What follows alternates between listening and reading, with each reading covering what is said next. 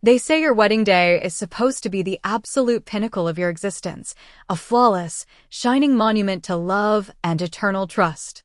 But if you grow up entirely submerged in the ruthless, venomous world of ultra-high net worth society, you quickly learn that a wedding isn't a romantic milestone. It is a highly calculated corporate merger, draped in white silk and blinding diamonds.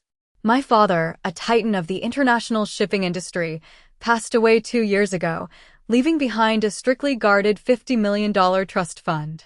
The ironclad stipulation in his will was explicitly clear. I would not gain full executive control of the offshore accounts until the exact moment my official marriage certificate was signed and legally filed.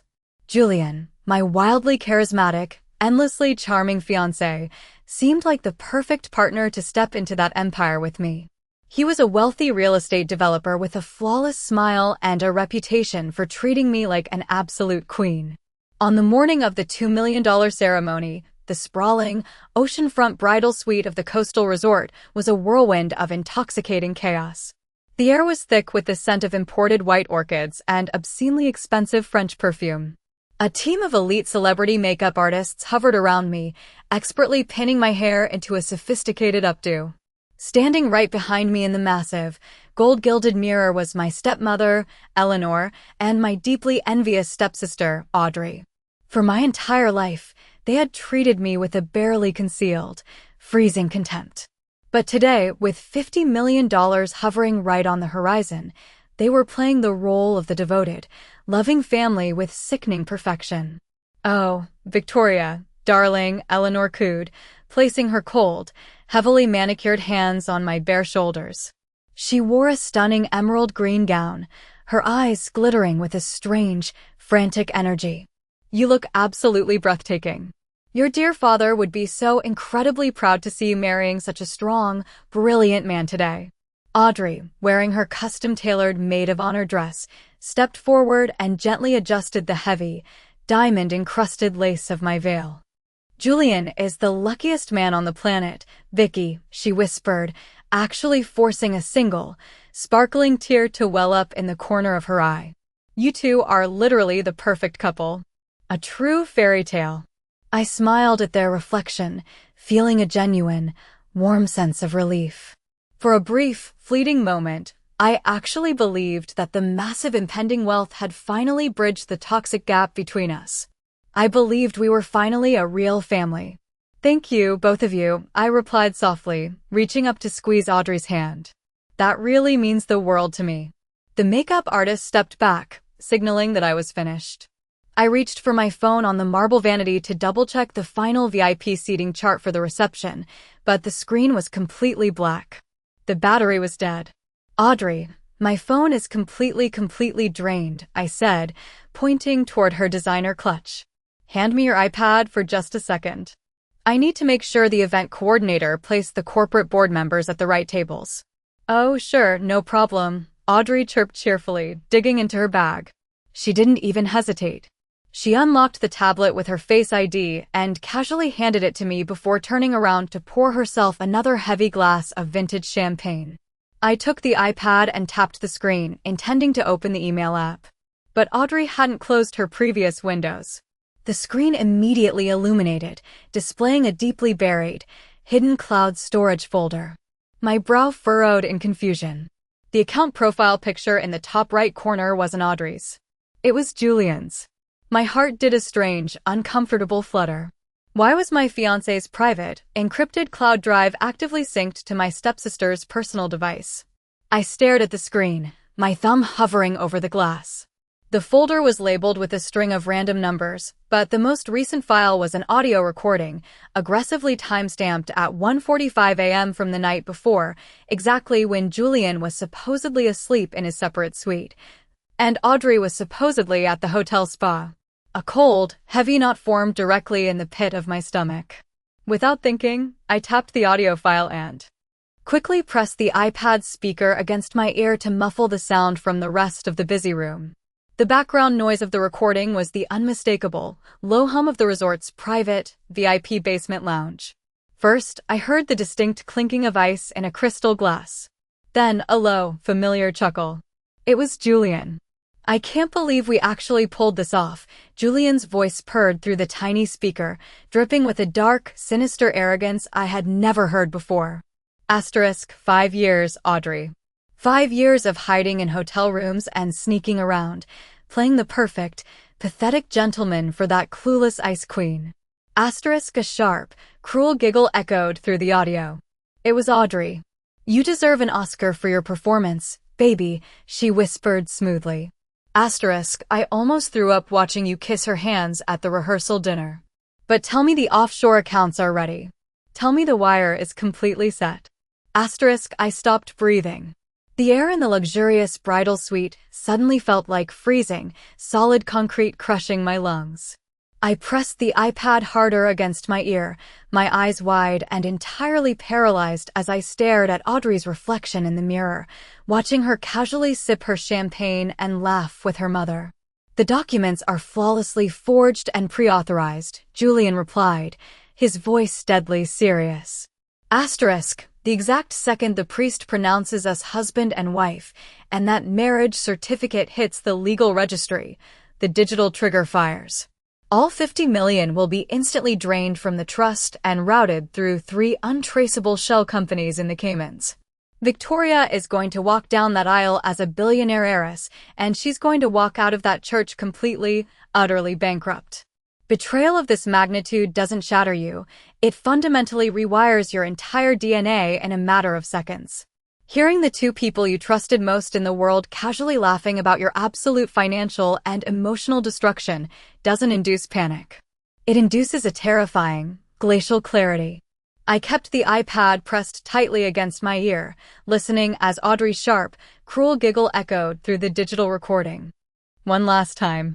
Her old man thought he was so incredibly smart with that ironclad will, Julian scoffed on the audio, the ice clinking in his glass. Asterisk, he built a $50 million fortress, but he completely failed to realize his own stepdaughter was the Trojan horse. Tomorrow night, we'll be sipping Dom Perignon in Monaco, and Victoria will be dealing with a mountain of bounced checks. Asterisk, the recording clicked off. The silence ringing in my ear was violently deafening. My father had spent his entire life building his shipping empire, bleeding for every single dollar, only for this parasitic coward and my deeply envious stepsister to plot a meticulously timed corporate heist on my wedding day. They didn't just want my wealth, they wanted the deep, sadistic satisfaction of leaving me humiliated and completely destitute. I didn't drop the iPad. I didn't gasp, and I certainly didn't throw my crystal champagne flute at the heavy vanity mirror.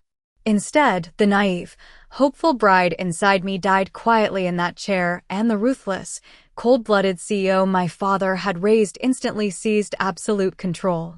With terrifyingly steady fingers, I quickly closed the audio file.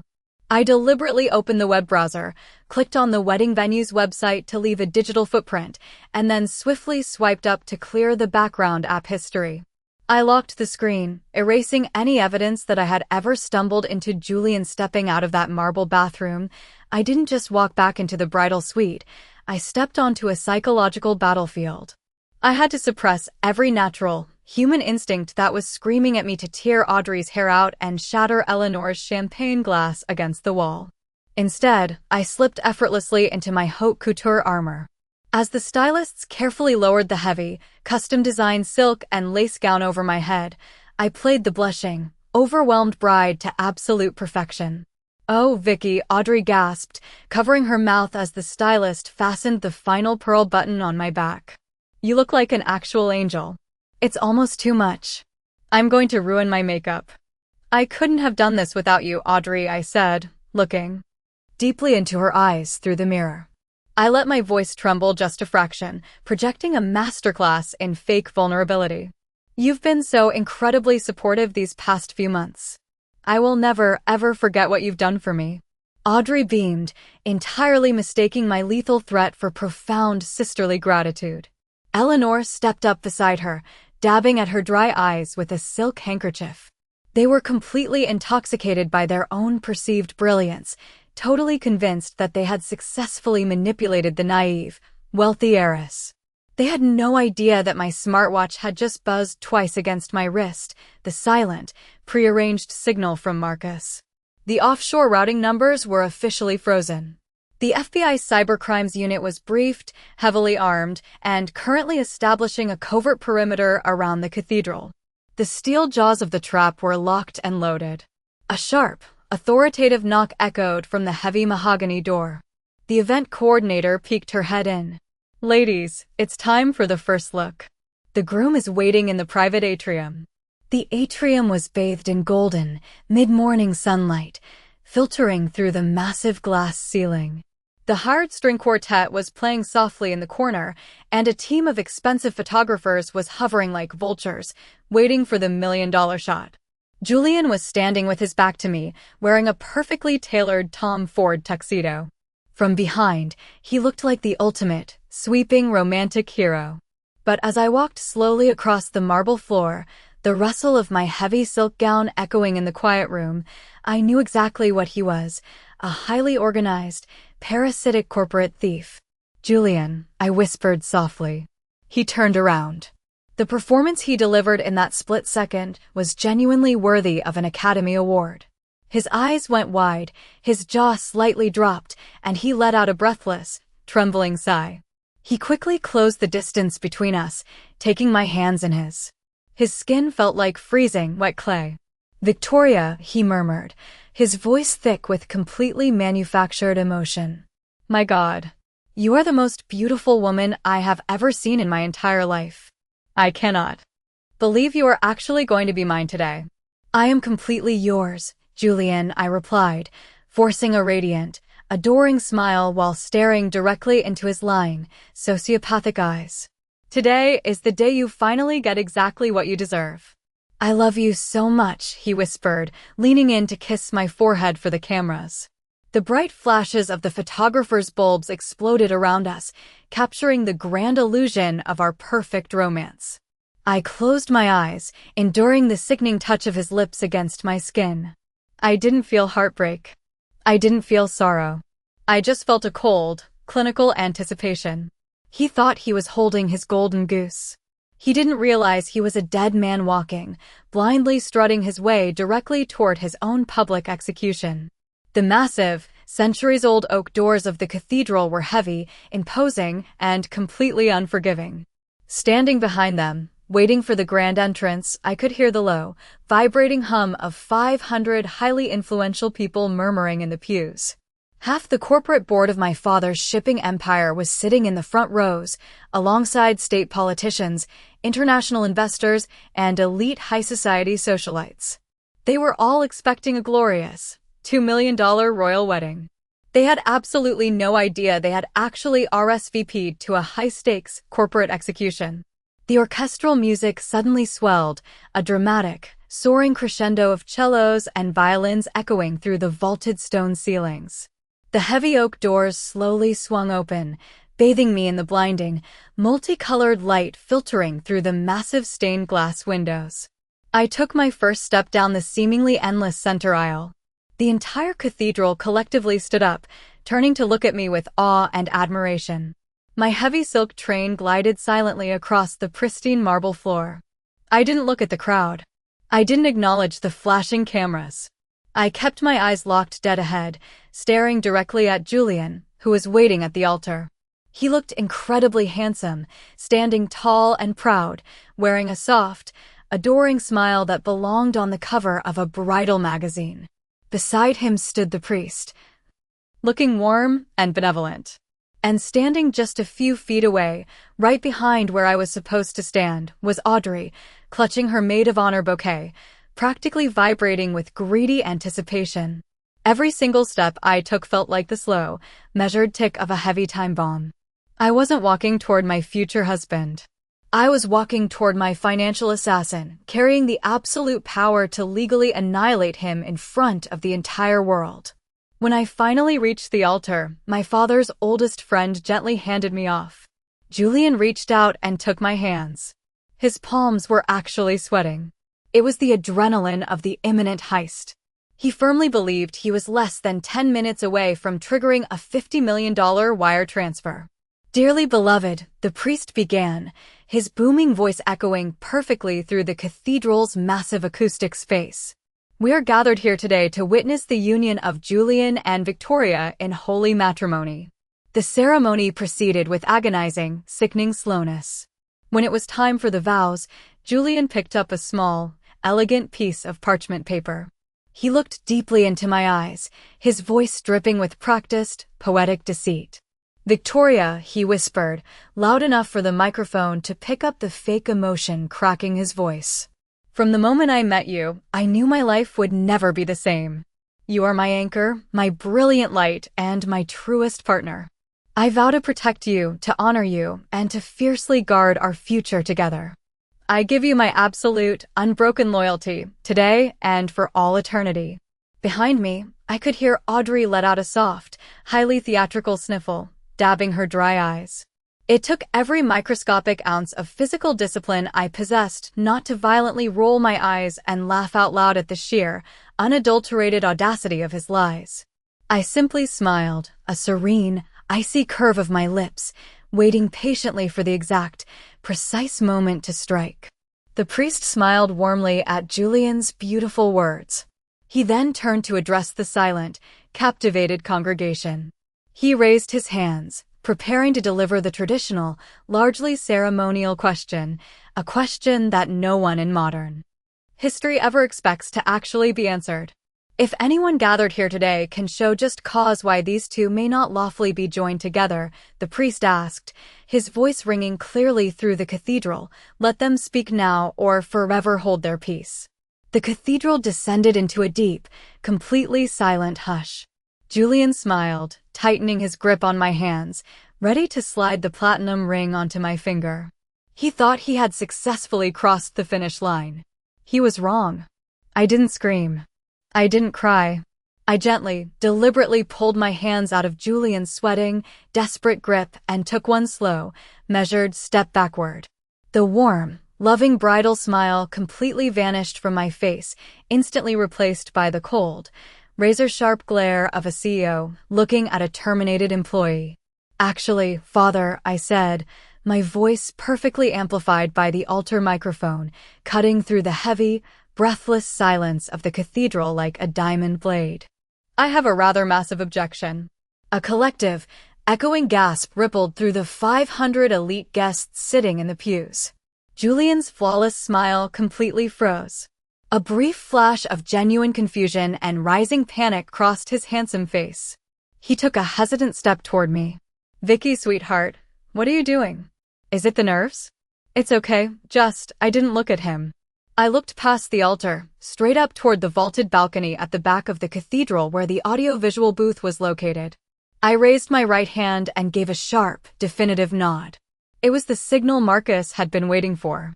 The heavy, romantic organ music was abruptly and violently cut off. Half a second later, the two massive, high-definition projection screens flanking the altar, which were supposed to display a slideshow of our romantic engagement photos, flashed a blinding, brilliant white. Suddenly, crystal clear, highly magnified images of heavily redacted banking documents filled the massive screens. The bold, undeniable headers read, "Offshore wire transfer authorization, $50 million USD. And right at the bottom, perfectly blown up for all 500 influential guests to see, was my blatantly forged signature next to Julian's verified routing numbers. Before the crowd could even process the sheer magnitude of the financial documents, the cathedral's state-of-the-art surround sound speakers violently crackled to life. The audio wasn't just loud, it was deafening. "I can't believe we actually pulled this off," Julian's sinister, arrogant voice boomed through the holy sanctuary, bouncing off the stained glass windows. * 5 years, Audrey. 5 years of hiding in hotel rooms and sneaking around, playing the perfect, pathetic gentleman for that clueless ice queen. * The absolute, visceral meltdown that followed was instantaneous and spectacularly chaotic. The cathedral erupted into an explosive uproar of shocked screams, furious whispers, and the sound of heavy wooden pews scraping against the marble as several of my father's corporate board members physically stood up in pure, unadulterated outrage. I slowly turned to look at my groom. Julian had turned a sickening, translucent shade of gray. His jaw was practically unhinged, his eyes darting frantically between the massive projection screens and my cold, unblinking face. He was physically trembling so violently that the lapel flower on his expensive tuxedo was shaking. Right behind me, a heavy, dull thud echoed on the marble floor. Audrey had dropped her expensive maid of honor bouquet. Her hands were covering her mouth, her eyes wide with sheer, paralyzing horror as her own cruel giggle blasted through the speakers. Asterisk, you deserve an Oscar for your performance, baby. I almost threw up watching you kiss her hands at the rehearsal dinner. Asterisk, it's a fake. Audrey suddenly shrieked, her voice cracking hysterically as she backed away toward the choir stalls. It's AI. It's a deepfake. Victoria, you're crazy. Sitting in the front row, my stepmother Eleanor didn't scream. She simply clutched her diamond necklace, her mouth opening and closing like a suffocating fish as she looked around at the glaring, disgusted faces of the billionaires and socialites she had spent her entire life trying to impress. In less than 60 seconds, her pristine social reputation was permanently, irrevocably annihilated. Julian finally snapped out of his paralyzing shock. Desperation violently took over. Victoria, listen to me, he yelled over the chaotic noise of the crowd, aggressively lunging forward to grab my arms. I can explain everything. It's a misunderstanding. But he didn't even make it within 2 feet of my dress. Before Julian's desperate, grasping hands could even graze the delicate lace of my wedding dress, a massive wall of solid muscle violently intercepted him. Marcus, my lead corporate security director, had been standing seamlessly disguised among the groomsmen. He moved with the brutal, terrifying efficiency of a former intelligence officer. With a single, fluid motion, Marcus swept Julian's legs out from under him and slammed him aggressively face-first onto the cold marble steps of the altar. Julian let out a pathetic, breathless groan as Marcus firmly planted a knee in the middle of his expensive Tom Ford tuxedo, pinning him down effortlessly. Stay exactly where you are, son, Marcus growled, his voice a low, dangerous rumble. At that exact moment, the heavy oak doors at the back of the cathedral violently swung open for the second time that morning. It wasn't late-arriving guests. A highly coordinated team of 6 federal agents, wearing dark tactical windbreakers with FBI emblazoned in bold yellow letters across the back, marched in perfect, intimidating unison straight down the center aisle. The 500 elite guests watched in completely paralyzed silence as the agents completely bypassed the shocked congregation and aggressively stormed the altar. The lead agent didn't mince words or offer any polite warnings. He pulled a pair of heavy steel handcuffs from his belt, aggressively grabbed Julian's wrists, and locked them together with a sharp, echoing metallic click. Julian Vance, the federal agent, announced loudly, making sure the entire corporate board heard every single word. You are under federal arrest for felony wire fraud, criminal conspiracy, and aggravated identity theft. Another agent immediately flanked Audrey, who was now hysterically sobbing, her expensive makeup running in thick, ugly black streaks down her face. "Don't touch me," she shrieked, wildly thrashing her arms. "I didn't do anything. It was all his idea." The agent ignored her completely, expertly twisting her arms behind her back and slapping a matching pair of handcuffs over the silk sleeves of her custom maid of honor dress. "Audrey Sterling, you are under arrest as a co-conspirator to commit corporate fraud. You have the right to remain silent, which I highly suggest you start doing right now." Watching the 2 people who had plotted to completely destroy my life get aggressively hauled down the aisle in chains was the single most intoxicating, profoundly satisfying experience of my entire existence. Julian looked back at me one last time over his shoulder. His eyes were wide, bloodshot, and filled with the terrifying realization that his life was completely, irrevocably over. I didn't flinch. I simply gave him a slow, mocking wave goodbye. Eleanor finally collapsed into the front pew, burying her face in her hands, weeping loudly as the absolute destruction of her parasitic dynasty fully set in. I calmly stepped up to the podium, adjusting the microphone. The massive cathedral was so quiet you could have heard a pin drop. 500 billionaires, investors, and politicians were staring at me in absolute, terrified awe. "Ladies and gentlemen, I said, my voice completely smooth, projecting the absolute, unshakable authority of a $50 million CEO. I sincerely apologize for the sudden alteration to today's schedule. However, I want to personally thank all of you for attending this exhibition.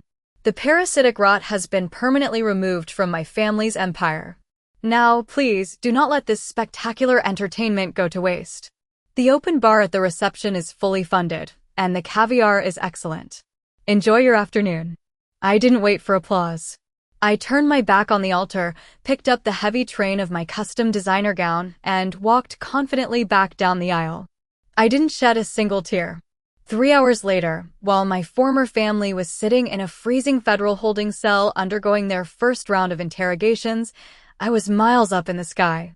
Still wearing my stunning $1 million wedding dress, I kicked off my high heels, sinking into the plush leather seat of my private Gulfstream jet.